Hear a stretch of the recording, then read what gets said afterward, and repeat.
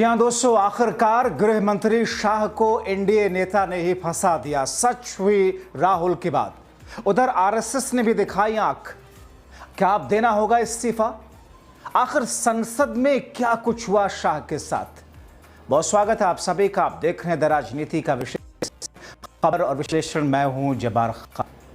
दोस्तों, आखिर संसद के भीतर अमित शाह के साथ में, केंद्रीय गृह मंत्री के साथ में ऐसा क्या हुआ जिसके बुनियाद पर यह कहा जा रहा है कि अब उनको इस्तीफा देना पड़ेगा? आखिर संघ मोहन भागवत आरएसएस ने ऐसा क्या संदेश भेजा जिसकी बुनियाद पर अमित शाह भी बैकफुट पर हैं? आखिर एनडीए की वो कौन नेता है जिन्होंने शाह को फंसा दिया? राहुल गांधी की वो कौन सी बात जिसकी सच साबित होने की बात इस वक्त सामने आ रही है? क्या अमित शाह इस्तीफा देंगे? दोस्तों, विस्तार से आप बताते हैं, सभी सवालों का जवाब एक एक करके आपके सामने रखते हैं, एक एक परतें खोलते हैं, आप देख करके सन्न रहेंगे। दोस्तों, इस खबर पर मैं आऊं उससे पहले आपको अपडेट करूं कि संसद की कार्रवाई और चर्चा को रात 12 बजे अपडेट कर दिया गया, यानी कि रात 12 बजे तक कार्रवाई और ये चर्चा चलेगी। 25 घंटों की चर्चा का वक्त फाइनल हुआ था, 16 घंटे लोकसभा में और 9 घंटे राज्यसभा में। मगर दोस्तों, इस बीच में अमित शाह एक बार फिर से चौतरफा घिरते हुए नजर आ रहे हैं। आप अपने दिमाग में रखिए कि इसी संसद के भीतर अमित शाह ने जब बाबा साहब अंबेडकर को लेकर के एक बयान दिया था कि क्या अंबेडकर अंबेडकर अंबेडकर अंबेडकर अंबेडकर अंबेडकर करते रहते हैं, इतना अगर भगवान का नाम लिया होता तो सीधे स्वर्ग की प्राप्ति हो जाती। वो बयान आपको याद है ना? वैसे इस पर भी उत्तर प्रदेश की एक अदालत में केस चल रहा है। सांसदी वैसे भी जा सकती है अमित शाह की, ठीक ऐसे जैसे एक वक्त में राहुल गांधी की गई थी अदालत के फैसले के बाद। खैर, इंतजार होगा। लेकिन अब इन तमाम चीजों के बीच में तब अमित शाह किस तौर पर घिरे थे बाबा साहब आंबेडकर पर टिप्पणी करके, और जिसे कहा गया था कि बाबा साहब संविधान का अपमान कर दिया, अब एक बार फिर से घिरे। दोस्तों, आपने जहन में रखिए, हमने आपको 4 दिन पहले दिखाया था कि खुद भारतीय जनता पार्टी के नेता रहे जम्मू कश्मीर के लेफ्टिनेंट गवर्नर मनोज सिन्हा ने यह कहा कि सुरक्षा की चूक की वजह से पहलगाम आतंकी हमला हुआ, यानी कि सीधे सीधे निशाना अमित शाह के गृह मंत्रालय पर, यानी कि सीधे सीधे जवाबदेही अमित शाह की। यानी कि वो बीजेपी के नेता जो कि मौजूदा वक्त में लेफ्टिनेंट गवर्नर है, सीधे सीधे सारी जिम्मेदारी अमित शाह पर थोप दी थी। मगर वो अपने पद पर डटे हुए हैं, बने हुए हैं, आप जो चाहे इसका नाम दे सकते हैं। मगर दोस्तों, इस बीच में राहुल के कमांडरों ने, राहुल गांधी ने जिस तौर पर संसद के भीतर जो स्थिति उत्पन्न की है, और पर्दे के पीछे से कहा यह जा रहा है कि साहब आरएसएस भी, चूंकि आरएसएस के नजरों में अमित शाह किरकिरी के तौर पर ऐसा कहा जाता है, आरएसएस के लिए एक बेहतर मौका आया और कहीं ना कहीं दबे लफ्जों में ऐसे आरएसएस के नेताओं के बयान आ रहे हैं कि साहब जिम्मेदारी तो लेना बनता है। मगर इस बीच में संसद में विपक्षी नेताओं ने धागे कैसे खोलिए, कैसे मजबूर किया राहुल गांधी की बात कैसे सची, सबसे पहले आपको जल्दी जल्दी बता देता हूं। दोस्तों, राहुल गांधी के कमांडर गौरव गोगोई सीधे सीधे मोदी शाह से पूछ लिया, आखिर पहलगाम आतंकी हमले की जिम्मेदारी कौन लेता है? मोदी जी आप, या शाह जी आप, या फिर जम्मू कश्मीर के एलजी मनोज सिन्हा? क्योंकि उन्होंने बयान दिया था कि पहलगाम आतंकी हमला सुरक्षा के चूक के कारण हुआ। तो फिर गृह मंत्रालय जिम्मेदारी क्यों नहीं लेता? अगर सुरक्षा में टोटल चूक है और फिर ऐसे में सवाल है तो जिम्मेदारी कौन लेना? जिम्मेदारी लेने की जरूरत है तो केंद्रीय मंत्री गृह मंत्री हैं। गृह मंत्री और केंद्र सरकार एलजी के पीछे छिप नहीं सकती। सरकार इतनी कमजोर और कायर है कि इसने कहा कि टूर ऑपरेटर लोगों ने सरकारी अनुमति लिए बिना, लाइसेंस के बिना बैसारने लग गए। वो हादसे के लिए जिम्मेदार हैं। पीएम मोदी सऊदी अरब से वापस आए लेकिन पहलगाम का दौरा नहीं किया, सरकार के कार्यक्रम में भाग लिया और बिहार में जाकर के राजनीतिक रैली को संबोधित किया। अगर कोई पहलगाम गया तो वो हमारे नेता राहुल गांधी। दोस्तों, बहुत ही वाजिब सवाल है कि पहलगाम का जिम्मेदार कौन, जिम्मेदारी कौन लेगा और सरकार जिम्मेदारी क्यों नहीं लेती? मगर अब अमित शाह फंसते हुए नजर आ रहे हैं दोस्तों, क्योंकि पहलगाम के आतंकियों को ना पकड़ा जाना यह सरकार की कमजोरी तो दर्शाता ही है। वो कहते हैं कि आज का भारत तो 1971 वाला भारत भी नहीं है, फिर भी उतने कम रिसोर्सेज में उस वक्त 1971 में पाकिस्तान के 2 टुकड़े कर दिए गए थे, मगर पहलगाम हो जाता है, बड़े आसानी से आतंकी भाग जाते हैं। राहुल के कमांडर मोदी से पूछते हैं कि क्यों नहीं पकड़े गए आतंकी, जबकि आज आपके पास में ड्रोन है, पेगासस है, सैटेलाइट है, सीआरपीएफ है, बीएसएफ है, सीआईएसएफ है। और रक्षा मंत्री कुछ दिन पहले वहां गए थे, लेकिन फिर भी आप उन्हें पकड़ नहीं पा रहे। बासरन जहां हमला हुआ था वहां एम्बुलेंस के पहुंचने में 1 घंटा लग गया था दोस्तों। सेना पैदल गई थी।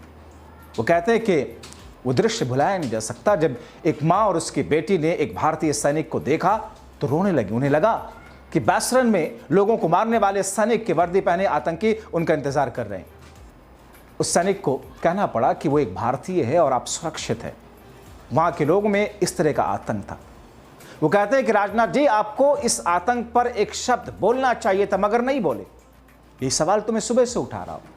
ऑपरेशन सिंदूर पर चर्चा कर रहे हैं, वाहवाही लूटे जा रहे संसद के भीतर भी, मगर आतंकी हमला हुआ कैसे, सब खामोश।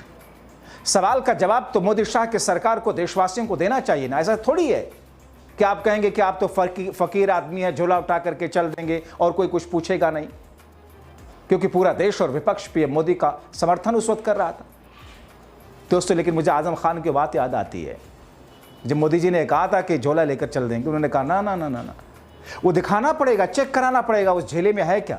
और इसीलिए दोस्तों संसद में पूछा गया कि अचानक 10 मई को डोनाल्ड ट्रंप ने एक ट्वीट करके ऐलान कर दिया भारत पाकिस्तान के बीच में युद्ध रोका जाता है। ऐसा ऐलान किया जैसे ट्रंप मैच के रेफरी हो, और जब भारत के पास गोल करने के लिए पेनाल्टी कॉर्नर था तभी मैच रेफरी ने मैच को रोक करके टाई कर दिया। पहलगाम आतंकी हमले की जिम्मेदारी, जवाबदेही, सेना के पराक्रम वाले ऑपरेशन सिंदूर को बीच में ही अचानक रोके जाने पर राहुल के कमांडर गौरव गोगोई ने पूछा, हम पीएम मोदी से जानना चाहते हैं, अगर पाकिस्तान घुटने टेकने को तैयार था तो आप रुक क्यों गए, किसके सामने झुके। अमेरिकी राष्ट्रपति 26 बार कह चुके हैं भारत और पाकिस्तान को युद्ध विराम के लिए मजबूर किया। प्रधानमंत्री की जुबान पर ताला है, गृहमंत्री के होठ सिले हुए हैं, रक्षा मंत्री की आवाज गायब है, विदेश मंत्री के मुंह में दही जमी है, और वही घिसे पिटे जुमले दोस्तों, वही घिसी पिटी कसर जिसमें रिकॉर्डेड मैसेज है वही बजा दिया जाता, बज रहा। मगर दोस्तों इस बार वैसा नहीं चलेगा। गौरव गोगोई ने कहा कि पहलगाम हमले को 100 दिन हो चुके हैं, लेकिन अब तक आतंकी पकड़े नहीं गए। सरकार के पास सभी तरह की सुविधाएं, लेकिन अब तक आतंकियों के बारे में कोई जानकारी नहीं। मगर दोस्तों मोदी साहब ने विदेश मंत्री को सीज फायर पर जवाब देने के लिए आगे बढ़ा दिया। सीज फायर, पहलगाम आतंकी हमला, 2 महत्वपूर्ण कड़ी। चलिए छोड़ दीजिए थोड़ी देर के लिए कि डोनाल्ड ट्रंप ने क्या कहा, किसी भी के भी कहने से हुआ सीज फायर हमारे लिए ज्यादा महत्वपूर्ण है।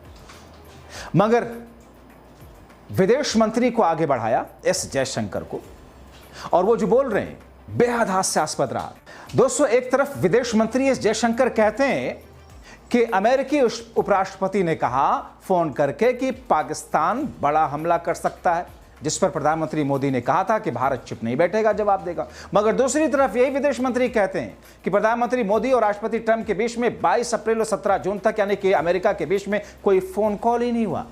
जाहिर है इस कथित झूठ पर हंगामा होना था। विपक्ष तो घेरता ही घेरता, और वही हुआ। इस पर विपक्ष ने मोदी शाह को घेरा, और तब जाकर के गृह मंत्री अमित शाह के मुंह में जुबान आई और बोले तो क्या बोले वो भी सुन लीजिए। गृह मंत्री अमित शाह मजबूरन खड़े होते, मगर जो कहते हैं वो तो और हास्यास्पद और बचकाना लगता है। शाह ने खड़े होकर कहा कि भारत का विदेश मंत्री बोल रहा है, इनको विदेश मंत्री पर भरोसा नहीं। कैसी बचकाना बात है शाह साहब, विदेश मंत्री बोल रहा है तो बचाव कर रहा है सरकार का। क्यों कोई भरोसा करे जब तक तथ्यात्मक बातें नहीं रखोगे। ये कोई बात है कहने की, आप तो गृह मंत्री हैं, कम से कम इस किस्म की सामान्य सी बहुत ऐसी बातें तो नहीं कहनी चाहिए। मगर दोस्तों आगे जो कुछ बोलते हैं गृह मंत्री साहब, बोलते बोलते मानो गृह मंत्री साहब अहंकार में आ गए और विपक्ष के लिए भविष्यवाणी करने लगे कि इसीलिए तो विपक्ष वहां बैठा है, विपक्ष में अगले 20 साल तक वही बैठने वाले हैं लोग। वाह गृह मंत्री साहब, आपको तो ज्योतिष होना चाहिए था। तो फिर अगर आपको इतना सब कुछ पता तो आपको पता होना चाहिए था कि पहलगाम आतंकी हमला होने वाला है, और शायद आपको पता भी था, क्योंकि लोग सवाल तो उठाते हैं ना कि सिक्योरिटी का इनपुट था आतंकी का, इसीलिए प्रधानमंत्री मोदी ने अपना दौरा रद्द कर दिया था जम्मू कश्मीर जाने का। सवाल तो ऐसे भी उठते हैं। दोस्तों अब इस बीच में राहुल गांधी के एक और धाकड़ सांसद दीपेंद्र हुड्डा ने कहा कि मोदी शाह साहब सुन लीजिए, कांग्रेस के समय में जब आंख दिखाने की बारी आई तो हमने अमेरिका को आंखें दिखाई, हाथ मिलाने की बारी आई तो हमने हाथ मिलाया भी। मुंबई हमले के बाद अमेरिका के राष्ट्रपति ओबामा ने कहा कि पाकिस्तान में आतंकी सेफ हेवन को बर्दाश्त नहीं किया जाएगा, मगर बीजेपी की विदेश नीति बदल गई। क्या संघ की विदेश नीति भी बदल गई है? आप ये नहीं कर पा रहे हो कि अमेरिका से हाथ मिलाना है या आंख दिखाना है, पहले तो आप तय तो कीजिए। या तो डोनाल्ड ट्रंप का मुंह बंद कराओ या फिर मैकडोनाल्ड को बंद कराओ। भारत एक महाशक्ति है, उससे भी ये पता चलना चाहिए कि भारत और पाकिस्तान को एक तराजू में तौलना ठीक नहीं। अमेरिका को भी चुनना होगा कि उसको भारत से कैसे संबंध चाहिए। जब टर्की ने पाकिस्तान की मदद की तो पीएम साइप्रस गए, अच्छा संदेश गया, लेकिन असली दुश्मन कौन है? पाकिस्तान किसके शय पर है? चाइना। जाहिर तौर पर पाकिस्तान दो तरफा खेल रहा है, अमेरिका से, चाइना से, और दोनों ही भारत के खिलाफ उसे इसका इस्तेमाल करते हैं। वो कहते हैं कि विदेश मंत्री शंकर विजिंगे कहा कि हमारे संबंधों में सुधार हो रहा है। हुड्डा ने अग्निवीर योजना, अन्य सैन्य बजट में कटौती का जिक्र कर सरकार को घेरा। एक समय में 41 स्क्वाड्रन मंजूर हुए थे, आज धरातल पर 31 स्क्वाड्रन है। हमारी फौज को आधुनिकता से लेस किया जाए, बजट बढ़ाया जाए, सारी बातें एक तरफ रखते हुए दीपेंद्र हुड्डा ने मोदी शाह के सामने एक बैरिकेड लगाने की कोशिश की राहुल के कमांडर में। मगर दोस्तों, जितनी चर्चा हुई, जिस अंदाज में, जिस तरीके से संसद के भीतर आतंकी हमला पहलगाम को लेकर के जिस तरीके से शिकंजा कसा गया, शाह का तिलमिलाना बहुत स्वाभाविक था, इसलिए तिलमिला करके उठे और उन्होंने जो जवाब दिया, वाकई वो जवाब माकूल जवाब तो नहीं कह सकते उसको, उस विषय से था ही नहीं। ये कोई बात हुई कि साहब आपको हमारे नेता पर भरोसा नहीं, विदेशी नेता पर भरोसा? ये कौन सी बात होती है भैया? मैं कैसे मान लूं? आपकी बातें सरकार की बातें हैं, आपकी बातें आपकी पार्टी की बातें हैं, देशवासी क्यों भरोसा करे जब तक उसमें तथ्य तर्क ना हो? और इसीलिए इस बीच में संघ ने जो आंखें दिखाने शुरू की है, कहा यह जा रहा है कि राहुल गांधी यही तो कहते हुए आ रहे थे, संघ भी उसी लाइन पर अब चल रहा है, यानी कि शिकंजा विपक्ष के जरिए संसद के भीतर अमित शाह के चारों तरफ से घेर करके मनोज सिन्हा के उस बयान के बाद से अब शिकंजा कसा जा रहा है कि साहब जिम्मेदारी तो लेनी होगी, जिम्मेदारी बनती है गृह मंत्री की, तो क्या गृह मंत्री इस्तीफा देंगे? आप क्या सोचते हैं, देना चाहिए? अपनी राय कमेंट बॉक्स में जरूर लिखें। अभी के लिए इतना ही, बहुत शुक्रिया।